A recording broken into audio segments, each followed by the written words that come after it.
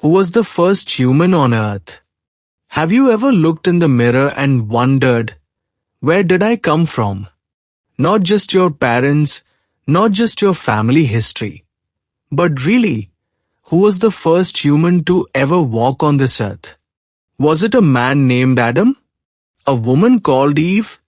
Or someone lost in time we'll never know? Today, we go deep into science, stories, and ancient mysteries to discover the first chapter of humanity. Welcome to English Speaking Tree, where we grow your mind and your language leaf by leaf. For thousands of years, humans have tried to answer this question. In many religious stories, the first humans were created by gods. In the Bible, Adam and Eve were the first man and woman. God created Adam from the dust and Eve from Adam's rib. They lived in a beautiful garden called Eden, until curiosity led them to eat the forbidden fruit. And that mistake, they say, began the human journey. In Hindu mythology, the first man was called Manu, and all humans are his descendants. In Islamic belief, too, Adam is seen as the first human created by Allah. These stories give us identity, values, and meaning. But science tells a very different tale. Let's leave the legends for a while and walk into a lab. According to modern science, humans didn't just appear suddenly. We evolved slowly from ancient creatures. Scientists believe that the first modern humans, called Homo sapiens, appeared around 300,000 years ago in Africa. Yes, Africa is the true birthplace of all humans alive today. Now here's something mind-blowing. Scientists found fossils, ancient bones, of early humans in Ethiopia. These fossils prove that our oldest ancestors looked a lot like us, but also very different. In the 1980s, scientists discovered something amazing in our DNA. Every human alive today has a little piece of one woman's DNA. They call her Mitochondrial Eve. She wasn't the only woman alive at the time, but she is the only one whose genetic line survived till now. She lived around 150,000 to 200,000 years ago, probably in East Africa. But remember, she wasn't the first woman like in the Bible. She's just the common ancestor of all of us today. We are all distant cousins. What about the first man?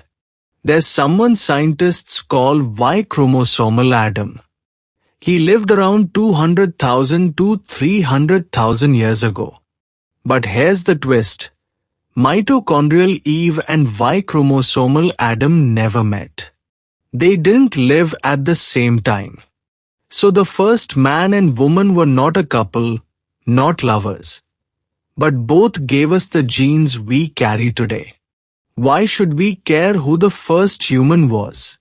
Because in a world where we see so much division by race, language, country, and religion, this truth is powerful. We are all from the same family. Every human, no matter where they live today, came from the same small group of people. Walking barefoot in Africa, hunting for food, making tools, and watching the stars.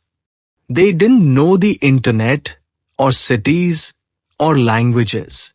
But their spark of life became you and me. So, what happened to those early humans? Over time, they spread across the world. They walked out of Africa into the Middle East, Asia, Europe, and eventually to every corner of the earth. They met other human-like species, like Neanderthals and Denisovans. And yes, we even have a small percentage of Neanderthal DNA in us. They learned to survive ice ages, grow food, build homes. And slowly, step by step, we became modern humans. Imagine walking down the street and meeting one of the first Homo sapiens. What would you say? Maybe they wouldn't understand your words, but your eyes, smile, fear, and love, they'd understand that. Because deep inside, we are still them. The first humans didn't leave us letters, books, or photographs. But they left something more powerful, us. In your face, your thoughts, your heart. A piece of that very first human still lives. You are not just a person. You are a continuation of the greatest story on earth. The story of humanity. So the next time you look up at the stars, or hold a loved one's hand, remember, you carry the fire that was first lit 300,000 years ago. You are living proof that the journey goes on. Thanks for listening to English Speaking Tree. If you found this story inspiring, don't forget to follow, like, and share with others. Every story helps you learn, not just English, but about life.